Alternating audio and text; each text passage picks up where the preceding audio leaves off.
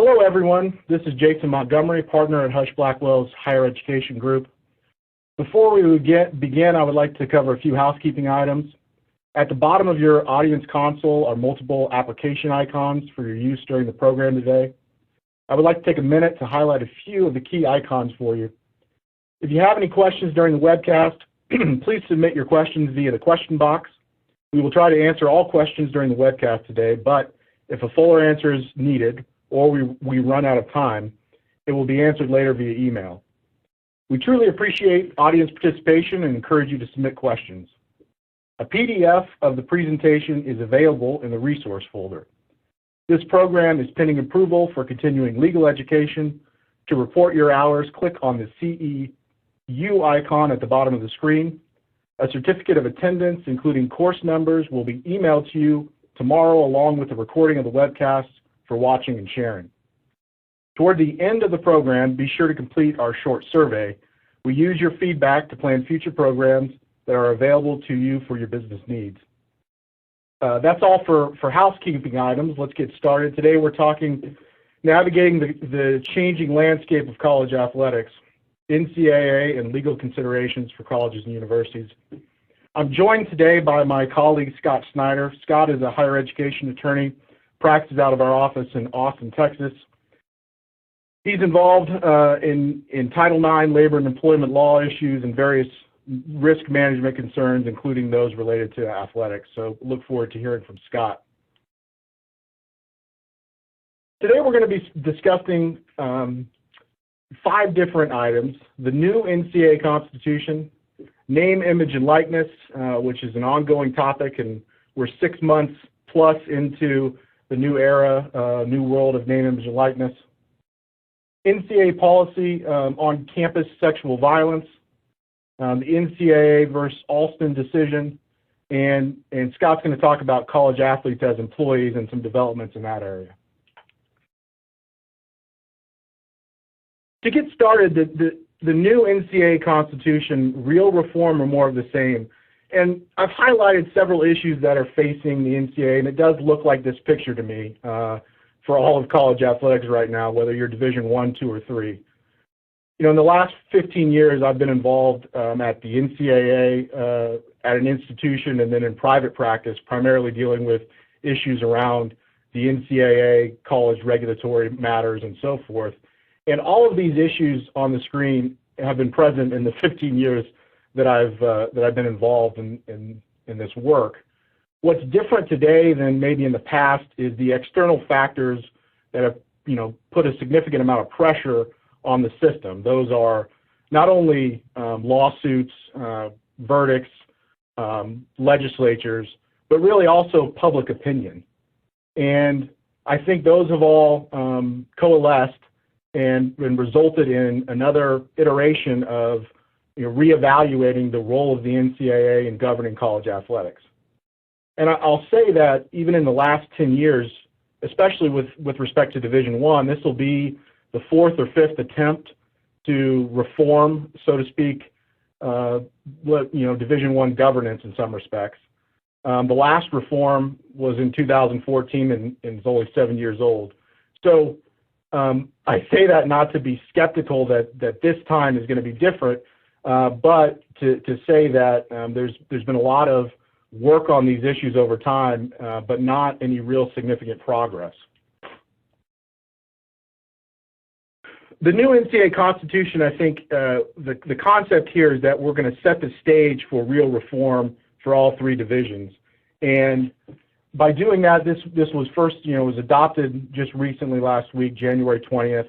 It's not effective until August 1st, 2022. So while it's been adopted for all 3 divisions, 1, 2, and 3, so as I'm talking about this, I'll reference some different aspects to Division 1, 2, and 3, but it applies to all 3 divisions, and all 3 divisions voted as a membership to pass it, 801 to 195. I think there's some discussion that this new Constitution was really about Division I, FBS, and the Power 5, so to speak, or the Autonomy 5 conferences. And I think there's some legitimacy to that, in as much as the significant amount of litigation and pressure from legislatures, courts, and public have been on those institutions that are generating a significant amount of revenue. And the question is, should those institutions govern themselves in the same way as other Division I institutions, Division II, and Division III institutions? In this Constitution that we'll discuss here in a second, there's many of the same concepts from the past. There's obviously the same, well, there is the same distribution of revenue to Division II and Division III. There was some consternation about that from both of those divisions, but it's 4.37% for Division II and 3.18% of revenue to Division III. That amounts to $50+ million for Division II activities and $30+ million for Division III activities, so a significant amount of money. That was built into the Constitution itself. Division I's revenue distribution was not built into the Constitution, but it was separately voted on by the Division I members. When adopting the Constitution, they also adopted legislation that guaranteed the same distribution model and same championship access as they have had in the past. Now, for Division I, the revenue distribution in various categories amounts to $625.5 million or so for this year, 2022, and is projected to go up to significantly over $800 million by 2032. So the distribution of revenue to Division I programs, subsidizing those on campus, is significant, and it was important for divisions to ensure that remained intact, at least as they tried to navigate how they're going to govern themselves in this new landscape.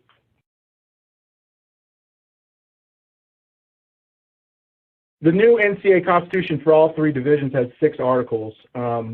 Again, we're not treading a significant amount of new ground here with respect to principles in particular, and I'll talk about that a little more in a second.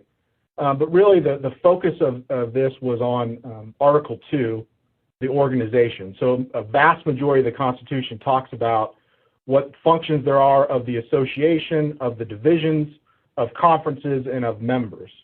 And significantly, with respect to the organization, when the Constitution talks about the association, it's talking about all 3 divisions, so Division I, II, and III as a group, making decisions and policy decisions. And that was, as it's currently constructed, done by the Board of Governors. Board of Governors currently has 25 members. Under this new Constitution, that will go down to 9 members, 4 in Division I, 1 in Division II, 1 in Division III, and in Division II, it's a Division II president. Division III is Division III president. Division I, at least 1 Division I president and 1 conference commissioner. And then there are 2 independent members and 1 student athlete who will have graduated less than 4 years from the time they're on the actual the board. So that is a significant development. Having a student athlete as a voting member on the Board of Governors is something that I think the NCAA has highlighted as real reform. I do think that streamlining the Board of Governors to make it a more efficient system, to be more flexible and more quickly address issues, obviously, should bode well for the future of their governance in this regard. But the big piece here is the divisional structures, and basically the new Constitution says that each division, can structure their particular divisions, including creating new subdivisions as they see fit. And what many people believe that means is that Division I is going to contemplate subdividing into multiple divisions. Hasn't been that same type of talk in Division II or Division III, but there has been talk about evaluating the priorities of the division and whether the bylaws as they're currently construed make sense, whether the enforcement and infractions process makes sense, in particular in Division I, and how voting is going to occur, again, in particular in Division I. With respect to conferences, I think there has been some discussion over time that this reevaluation of the governance of the NCAA is going to result in more responsibilities for conferences. At least in the new Constitution, it's not reflected in that regard. There's not a significant amount of independent requirements for constitutions, for conferences. With respect to members, there are some additional requirements, and some additional requirements in particular of designation of particular athletics department staff members. So in the members section of the Constitution, there's a requirement that each member institution have a designated athletics healthcare administrator, have a designated athletics diversity and inclusion designee, and a senior compliance administrator. Most institutions have senior compliance administrators. Many institutions have moved to have a diversity and inclusion designee, and several institutions, many institutions have some type of athletics healthcare administrator. And the concept there, similar to what's in current legislation, is that an athletics healthcare administrator has some independent authority within the department to make decisions on behalf of student athletes and their wellness, separate and apart from the individual sport programs or the coaches involved in those programs. I will say that that's easier said than done at many institutions, both at those with significant resources and those with less resources, to ensure that you have that type of structure in place. But it's something to consider over the next 6 months as the NCAA engages in an implementation process for the new Constitution. 3, 4, 5, and 6, these are aspects of the Constitution that were already in place in some respects. As I mentioned, finance will remain the same. Basically, it codifies the fact that Division II and Division III are going to receive a certain allocation. Rules, compliance, and accountability. Again, it talks about the ability for the NCAA to engage in activities that support what each division decides is going to be its rules, compliance, and accountability model. And so the concept in particular with Division I is that there's going to be a reimagining in some respects of the enforcement and infractions process. And again, I guess this would be another iteration of a reimagining. For those of you that are familiar, the NCAA adopted an independent accountability resolution process. I guess that was 3 years ago. That process has not successfully resolved some serious cases in the eyes, I think, of the majority of the NCAA member institutions. And as a result, they're evaluating whether that's going to move forward in the same way. And the question at the bottom here is what about previous articles that address membership, voting, legislative authority, and those are called division-dominant provisions in the Constitution. In Division I, those division-dominant provisions were moved to the regular bylaws in the appropriate sections, and again, it contemplates the concept that those voting structures and the manner in which legislation is going to be passed are going to be evaluated over the next 6 months. In Division II and Division III, I think similarly, they're going to be evaluated over the next 6 months, but they weren't formally moved into the separate section in the NCAA bylaws. Moving on to principles, and as you can see, there's a new principles to the left. Basically, they went from 16 total principles to 8, and many of those, borrowed what was in current legislation. The real significance here, is that there's a change from amateurism as a principle to what's called the collegiate student-athlete model. And the elimination of amateurism is significant in as much as that had traditionally been the bedrock of not only Division I, but intercollegiate athletics. And obviously, for a variety of reasons, have come under significant scrutiny. In particular, in the last year or more, the ability for athletes to earn compensation based on their own name, image, and likeness, which we'll talk about a little later.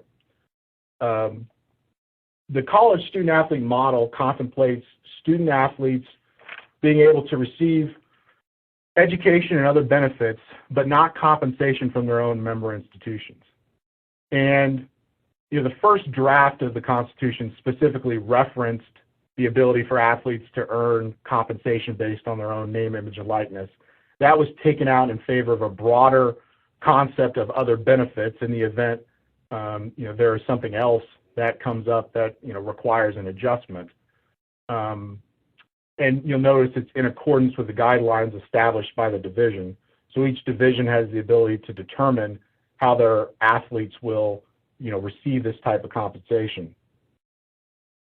In all three divisions, there's entire bylaws devoted to amateurism. And so the real question moving forward is whether and how those bylaws are going to be evaluated and adjusted to fit within this new constitutional concept of athletes being able to receive compensation and benefits other than directly from their institutions.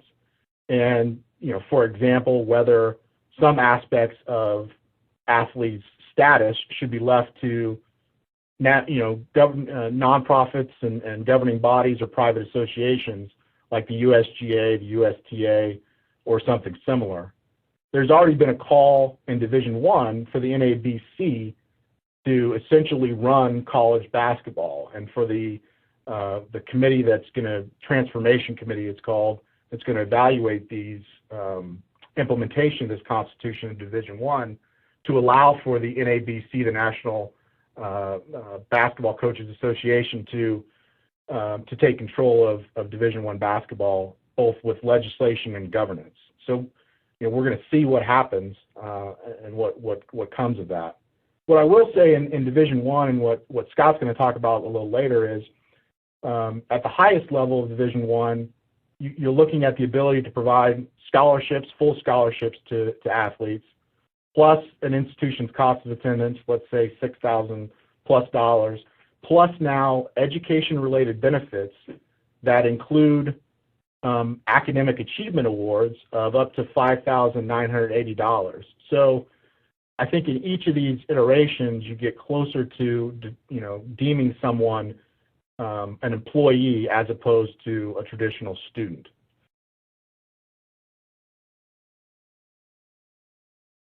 With respect to the regulatory considerations in the new Constitution, I think the real issue here is that in each divisional structure, there's a determination they shall establish guidelines regarding athletes' benefits, including the commercialization of name, image, and likeness.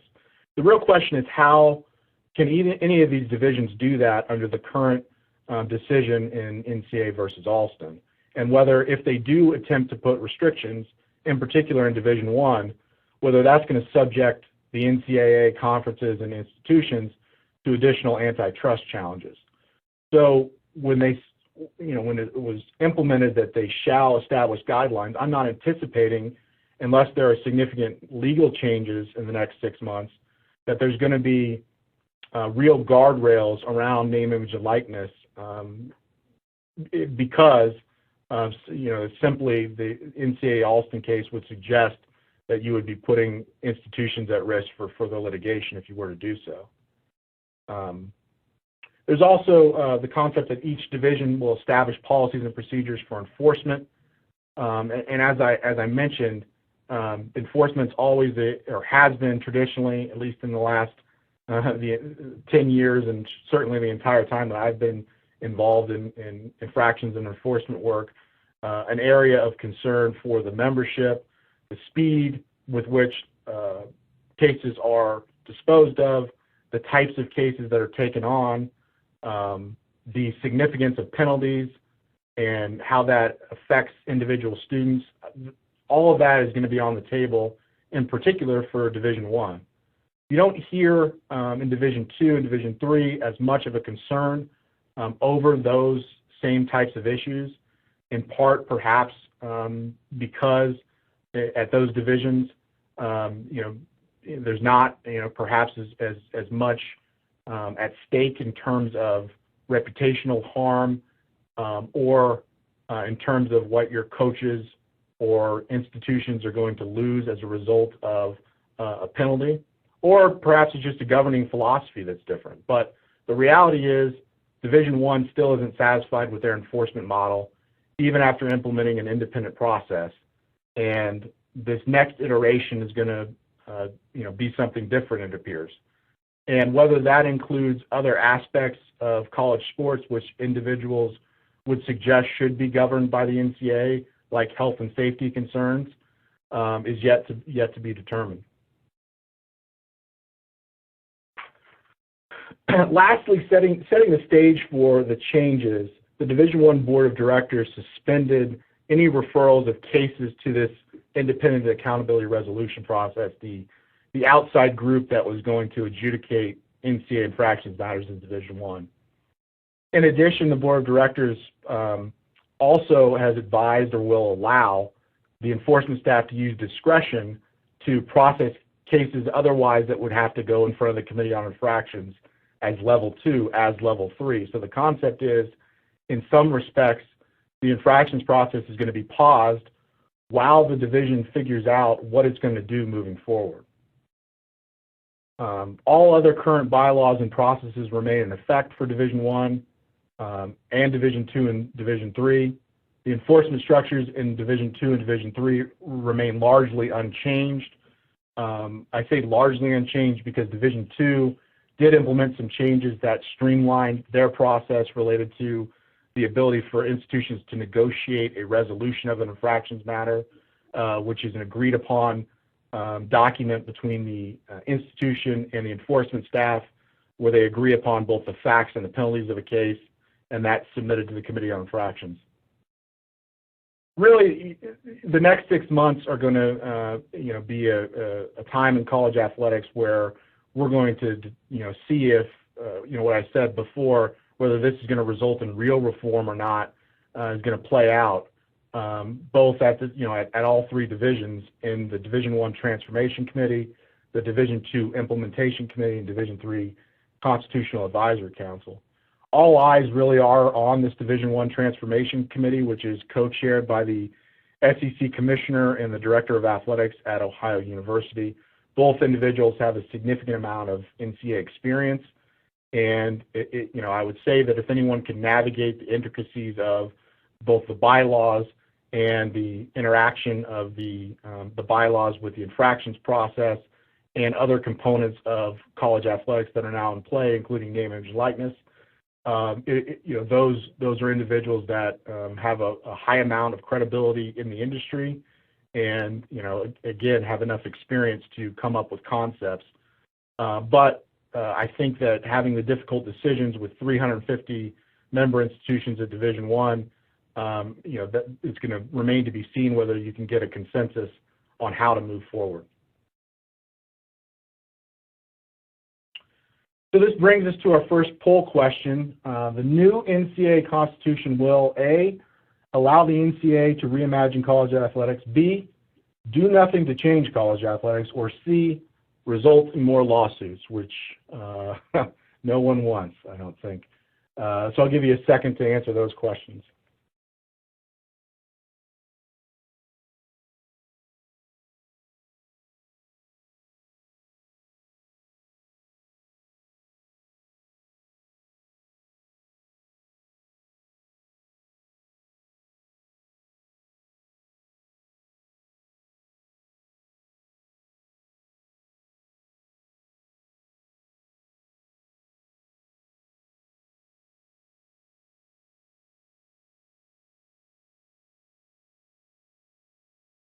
All right, we've hit the over 50% threshold, so let's see where our poll stands. I like the optimism among the group. Allow the NCAA to reimagine college athletics. This is giving me hope that people feel like this can actually happen in the current day and age. So I hope that this poll result rings true. The next topic area that I want to discuss is, something I think that's been on everyone's radar: name, image, and likeness. And in the last 6 months, we're basically 6 months into the NIL era, and despite some concerns, I don't think the sky has fallen at any institution. But there are some significant concerns about the legitimacy of some NIL activities, and whether or not the intent of allowing name, image, and likeness is being properly used by institutions, or in particular booster groups associated with institutions. How did we get here? So, currently there are approximately 24 state laws that are in effect, but just, real briefly, the first law that was passed was in the state of California. That opened the door for other states to say, hey, you know what?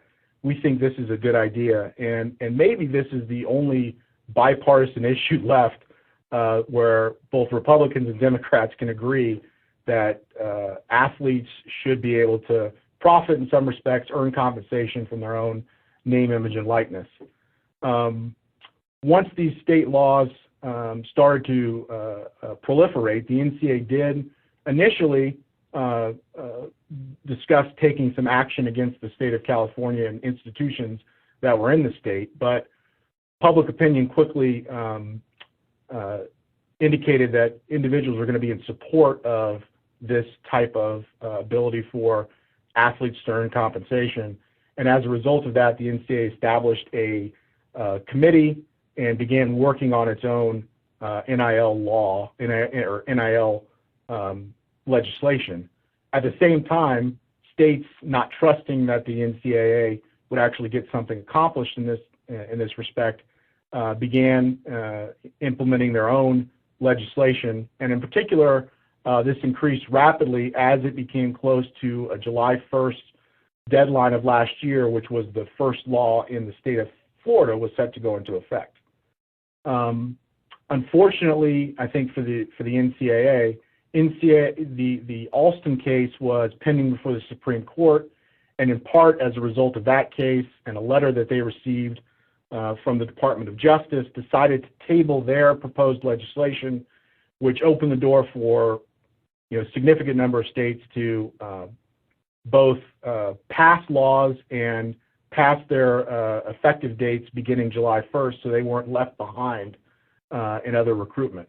At the same time, there was federal legislation pending, and that federal legislation to date has gone nowhere, in part because of the significant other issues facing the country, including COVID and a variety of other issues that have taken precedent.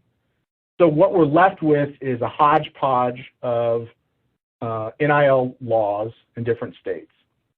And as it became apparent that these laws were going to go into effect without any intervention, and Alston decision came out right before these laws were get to take effect, the NCAA decided to implement their own interim policy, which effectively deregulated all of amateurism around name, image, and likeness. Now, I'm saying that dramatically, but the reality is that's what happened. Just one quick point to go back to: because of this deregulation by the NCAA, these states that implemented laws, and largely they used a template that of what the NCAA legislation was intended to be, which included some specific prohibitions on different activities, some limits on involvement of boosters in particular. The state of Alabama is the first to do this, but there are several states that are contemplating repealing their individual state law in favor of allowing what they would deem to be the more permissive NCAA rule to be the effective rule that's governing their institutions. So just recently, Alabama House voted 97-1 to repeal its law. That is going to the Alabama Senate, and I would anticipate that law will be repealed this year. Back to the interim policy. With respect to the interim policy, the real restriction was that institutions cannot be involved in providing benefits to student athletes directly, compensation for their name, image, and likeness. So there's no quote-unquote pay-for-play, and they can't use name, image, and likeness as an inducement for someone to come to their institution.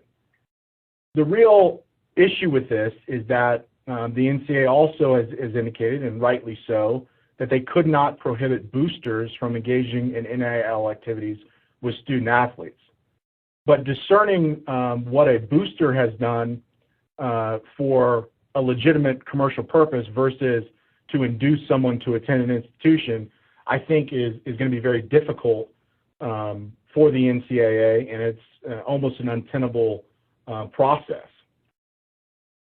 So that's resulted in what I would call the NIL in action, which is, this new twist on NIL, which involves collectives of alumni pledging money that are going to be used for NIL activities for college athletes.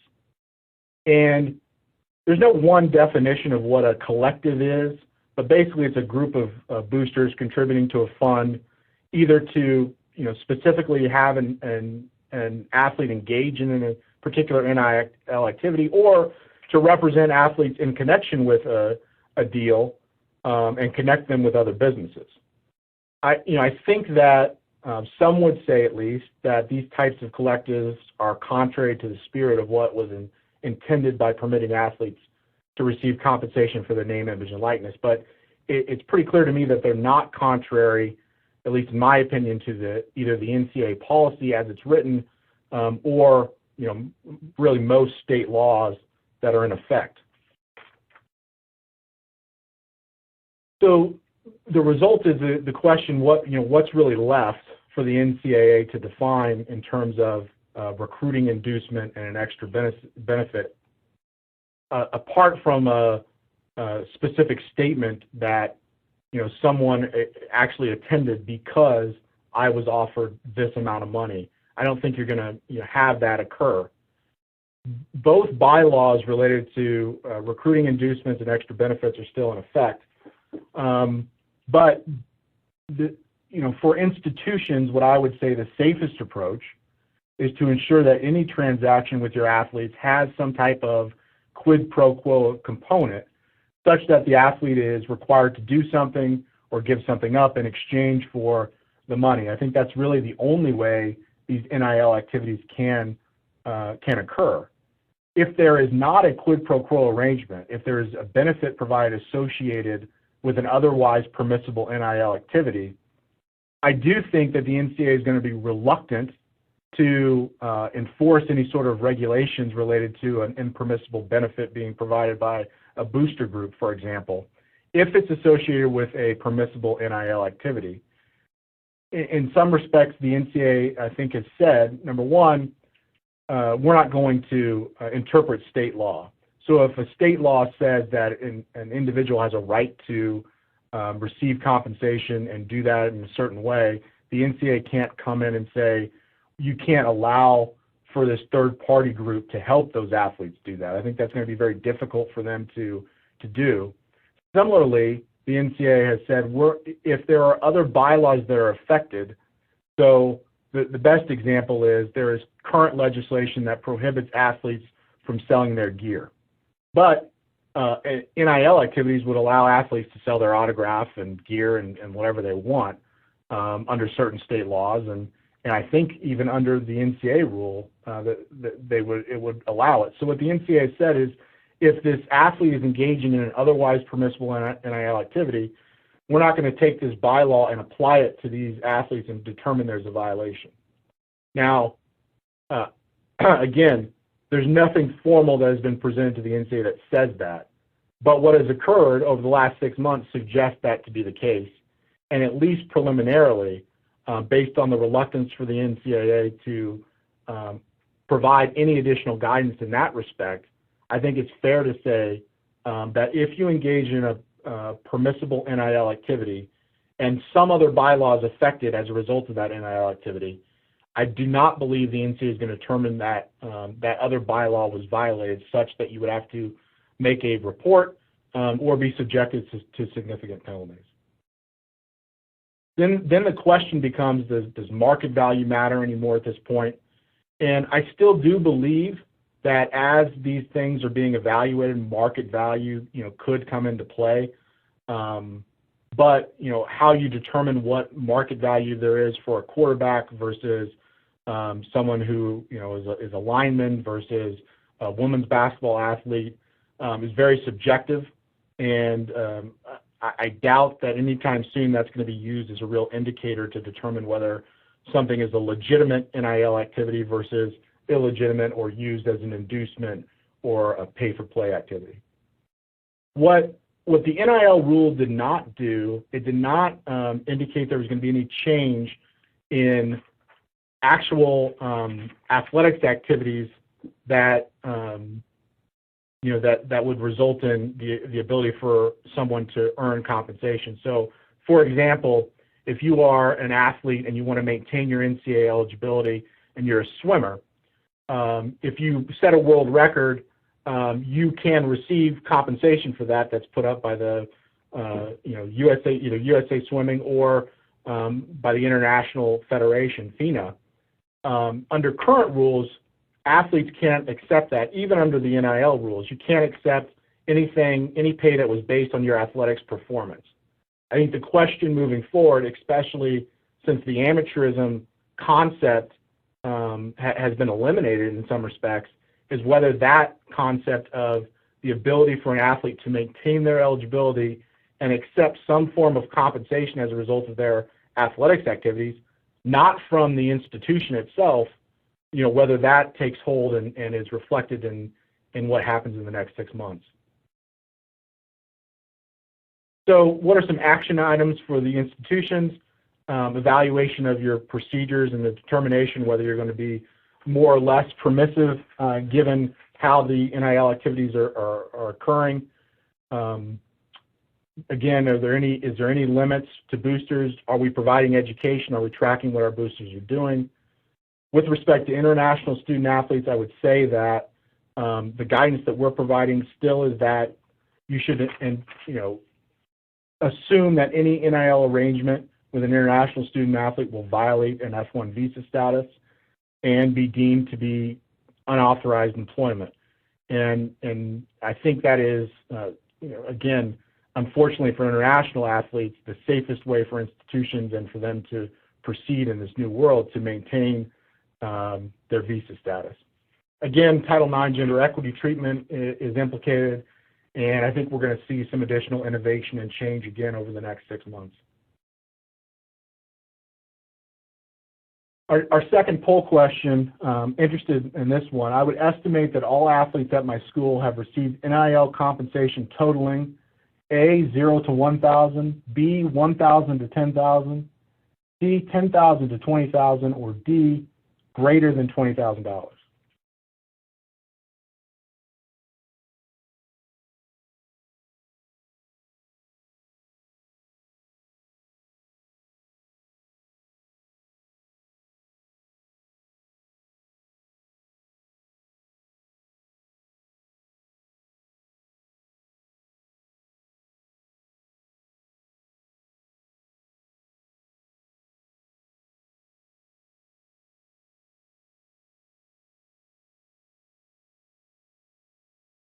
Hit the 50% threshold. Let's see what the result is.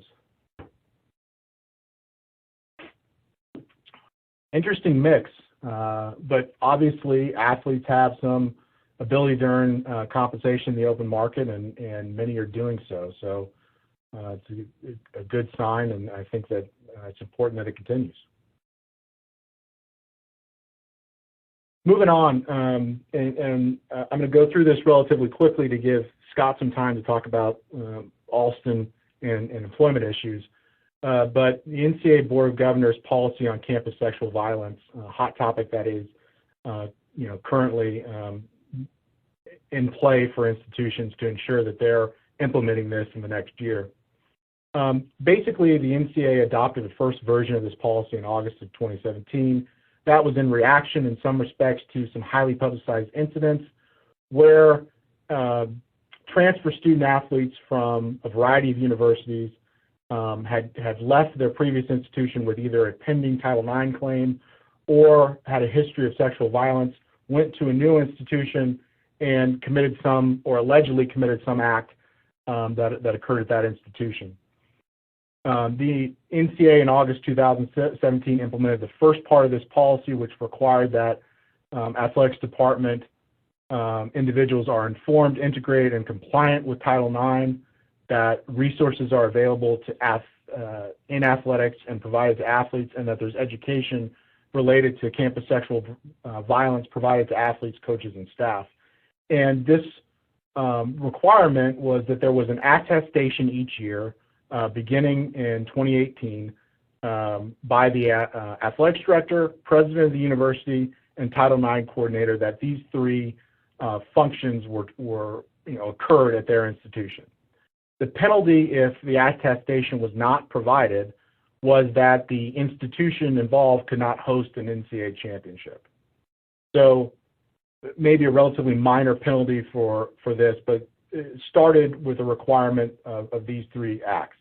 In April 2020, the Board of Directors or Board of Governors expanded the policy, and they delayed implementation of that as a result of COVID. The new requirements are now set to be implemented 2022-23, and there's no indication that there's going to be a delay in implementation as a result of the new Constitution or anything associated with that.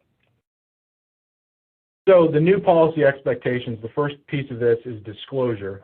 So all athletes must disclose whether they have been disciplined through Title IX or have a criminal conviction for sexual assault, interpersonal, or other acts of violence. In addition, they must identify if they're a transfer if they have an incomplete Title IX proceeding. Failure to make this disclosure, according to the policy, says that this could result in a loss of eligibility, quote unquote, as determined by the university. So the NCAA isn't going to independently deem someone ineligible if they falsely disclose information, but you as an institution are required to evaluate how you're going to address that issue were it to come up on your institution. Most institutions that I've talked to are doing some form of disclosure with their beginning of the year forms that they have for all athletes, and those forms, the NCAA puts out, provides FERPA releases, healthcare releases, gives information about the drug testing program, and they're going to include some form of disclosure with that.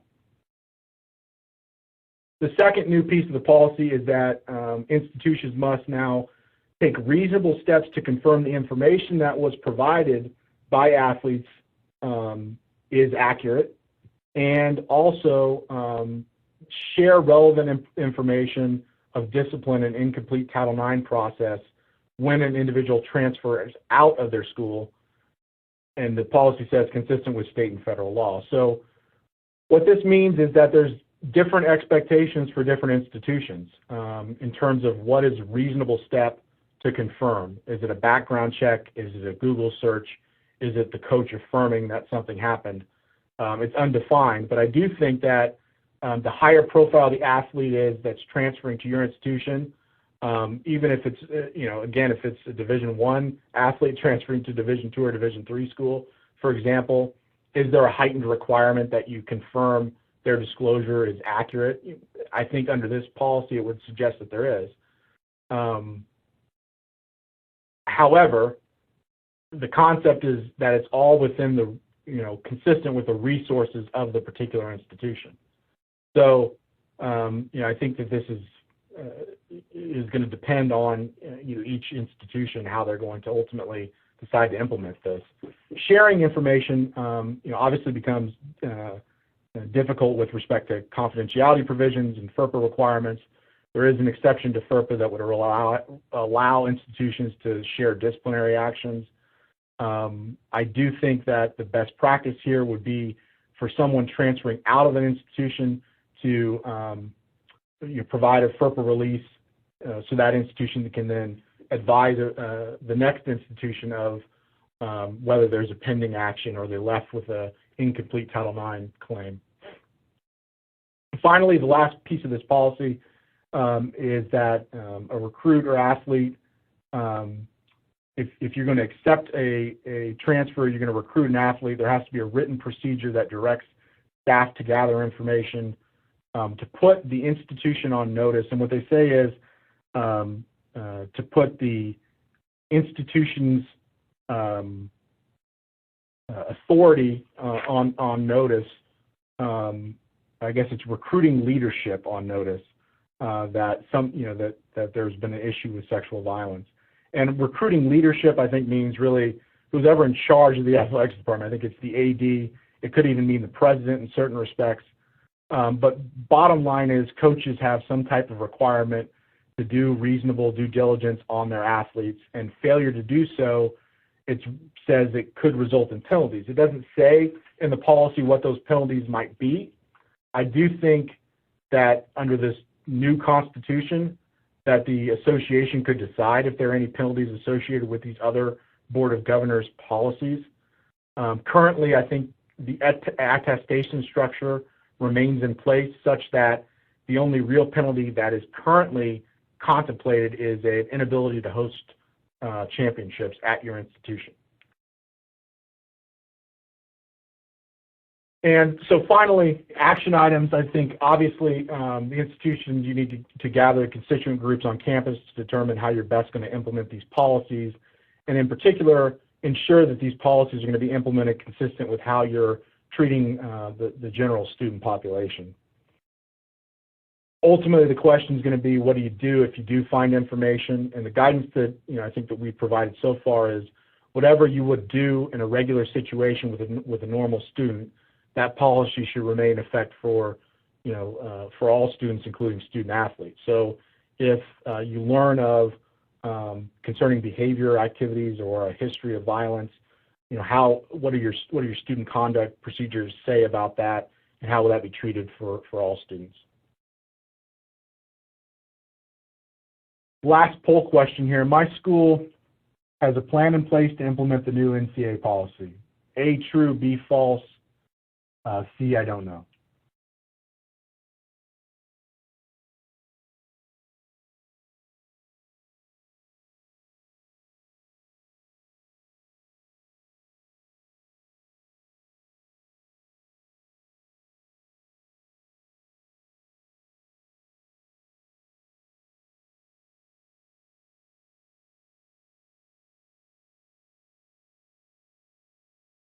All right, we've hit the 50% threshold.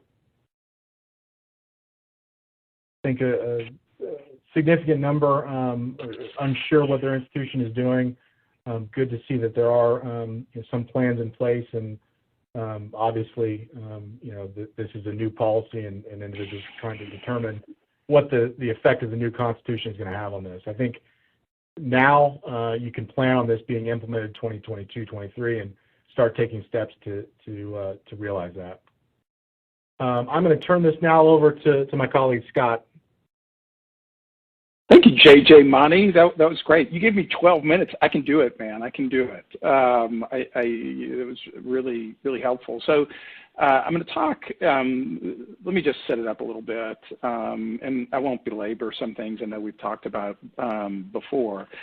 But the challenge, the two legal strategies that were challenging sort of the status quo around athletics focused on a couple of different issues. One was antitrust, and then the secondary one was around employment-related issues. And talk just briefly about, I know we've covered the Alston case seemingly ad nauseum, and I think everybody gets it at this point. And in that case, a unanimous Supreme Court with a fairly strenuous concurring opinion from Justice Kavanaugh came back and said, hey, look, some of these NCAA rules, the Sherman Act antitrust provisions are clearly implicated, specifically around education related benefits. And so this is a big deal piece of litigation, and obviously has had an impact. Now, the two questions we've been getting, and by the way,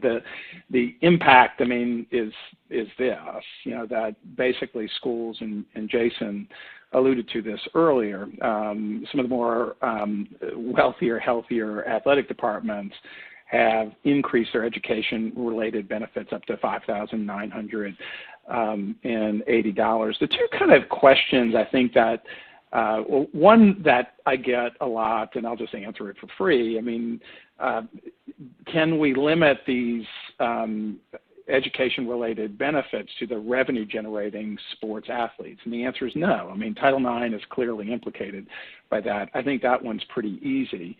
One of the interesting questions I think that's unresolved, and Jason alluded to it, by the Alston decision is, yes, okay, the NCAA is exercising monopoly power given the size of it, but what about conference-based restrictions?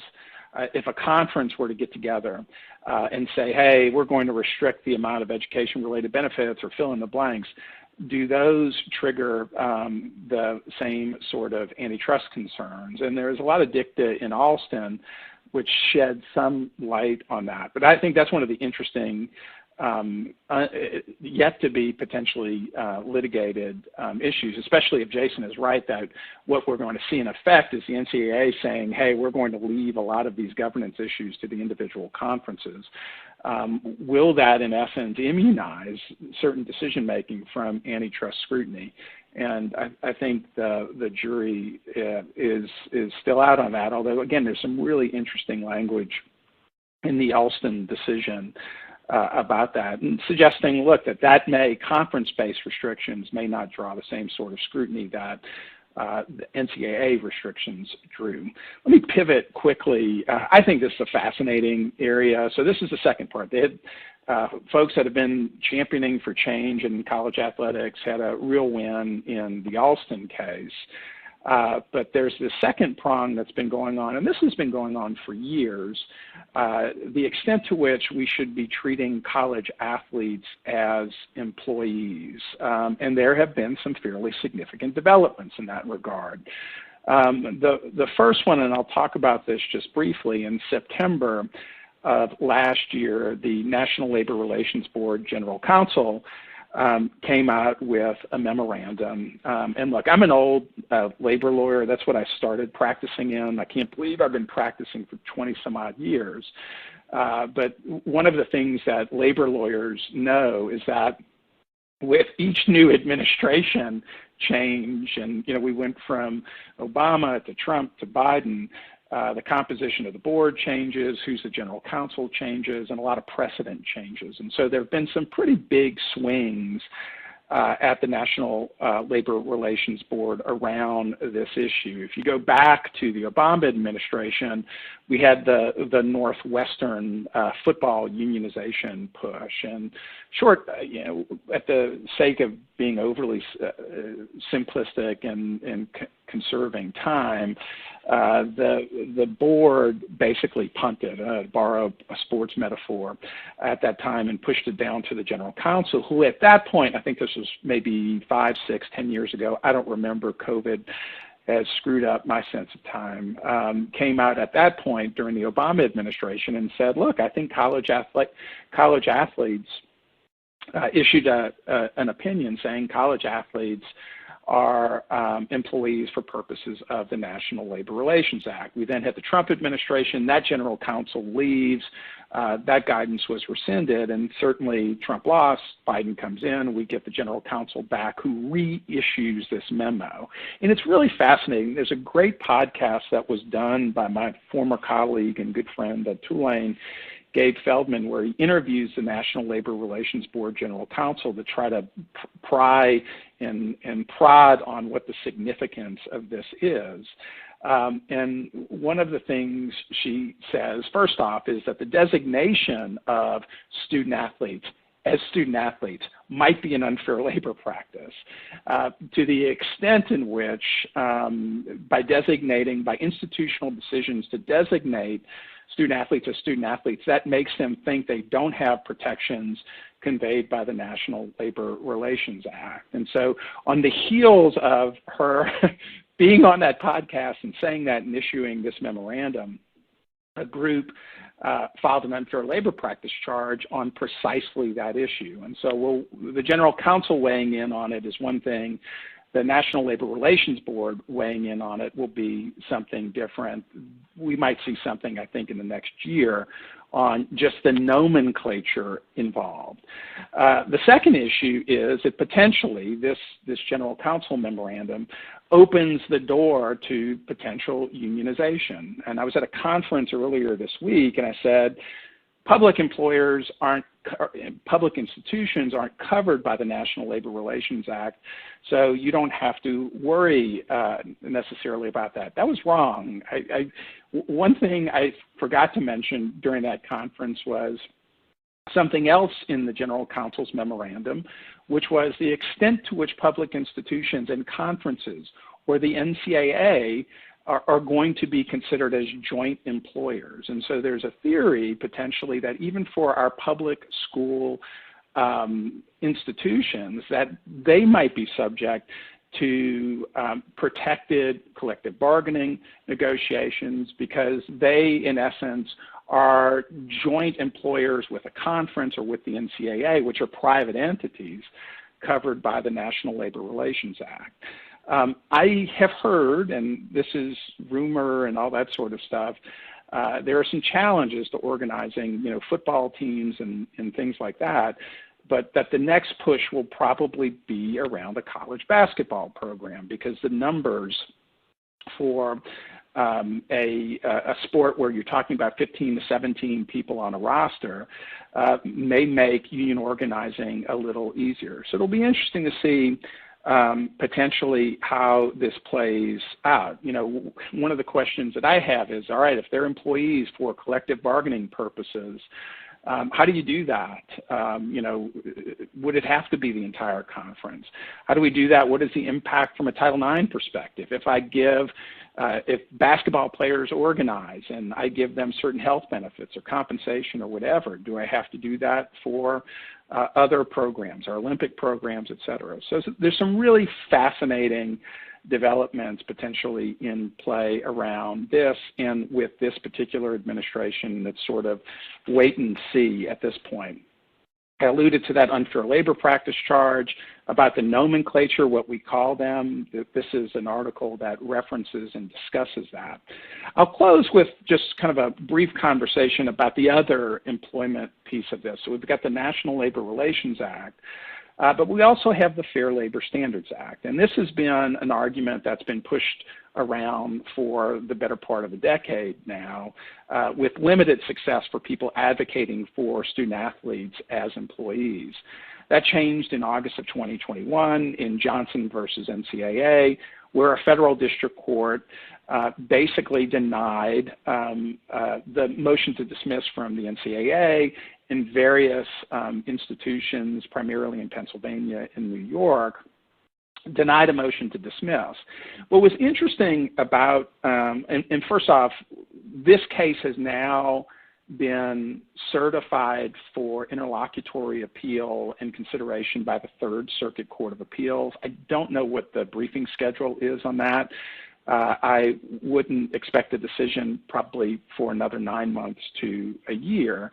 But if the Third Circuit were to basically agree with the district court on that issue, and look, the definition of employee for purposes of the Fair Labor Standards Act is actually broader than the definition of employee for National Labor Relations Act. It is, for FLSA purposes, it is to permit or suffer to provide services. So it will be interesting if the Third Circuit comes back and says, yes, for purposes of the Fair Labor Standards Act, these quote-unquote student athletes are actually employees of the university. They need to be compensated minimum wage. We need to track their time in hours, and we may have to pay them overtime depending on whether or not they work over 40 hours.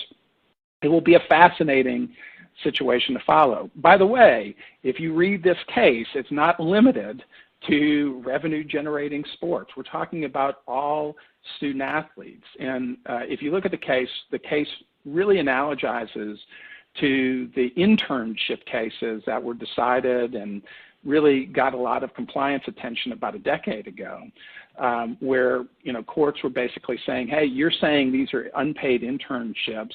Are they really? And there's a multi-factor analysis. I do think from a risk management perspective, there are some practical things schools can be doing, that not necessarily every student athlete at every university is going to be treated the same way. There are some things, knowing what those factors are, that we can loosen controls over student athletes and maybe avert an argument that our student athletes are employees and need to be compensated. But this will be an interesting case, fascinating case that needs to be followed with, significant potential impact on institutions of higher education and maybe even some unintended negative consequences for some of our student athletes. By the way, I say this at the back end. One of the questions that came up at this conference earlier this week was, well, what about, you've talked about the NLRA, you've talked about the FLSA, is there any push around state workers' comp? If they're employees for purposes of the National Labor Relations Act or Fair Labor Standards Act, are they also employees for purposes of workers' comp claims? That's going to be a very state law specific analysis. Historically, the answer to that question has been no, but I think Jason hit the nail on the head. The tide, the public tide on this issue, especially in the last 10 years, has changed very dramatically. This is there aren't a lot of supporters of the NCAA at this point, or of the amateurism model. And sometimes the law leads the way on that, and sometimes the law follows those sorts of trends. So that will be an interesting thing to follow. The last thing I'll just mention, and this has been my hobby horse for the last several months, in a time when there's a lot of potential changes. One of the things, there's this fascinating story on ESPN about the amount of dead money that has been paid to coaches who had long-term contracts and were fired. And I think the number's around almost over $500 million over the last 10 years. I mean, from a risk management perspective, if that's the amount of money in place, I know this is maybe odd, but boy, that strikes me as an enormous risk management issue in terms of contract drafting, number one. And given sort of the changing economic landscape, is it time that schools start revisiting the coaches' contracts that they've been doling out, frankly, in sort of aggressive ways over the last 20 years? Is now a time for a reset on that? And when we talk about exposure over $500 million, coupled with some economic changes that are going to take place because of everything that's going on, this might also be an area that warrants a little consideration. I went 2 minutes over, Jason. I apologize for that, but there was a lot of material to cover in a short period of time. And so I'm going to close. I have a moderator script that I'm supposed to close with. And it says, thank you for joining us for our program today. I see there are a lot of questions. I promise you we're going to take the questions, respond to them via email. I know we didn't get a chance to cover them, but we hope the information we provided you was helpful, gets you thinking about some things. If you haven't already, please click on the survey icon at the bottom of your screen to complete our short survey. Your feedback assists us in providing quality future programs. As a reminder, this program is pending approval for continuing legal education credit. Please download the certificate attendance from the certificate widget at the bottom of your screen. A recording of the webcast will be available. My mom will be so excited tomorrow for watching and sharing. Once available, a link to the recording will be emailed to you. Please be sure to join us for our next webinar on religious liberty on February 17th, 2022. Thank you all for joining.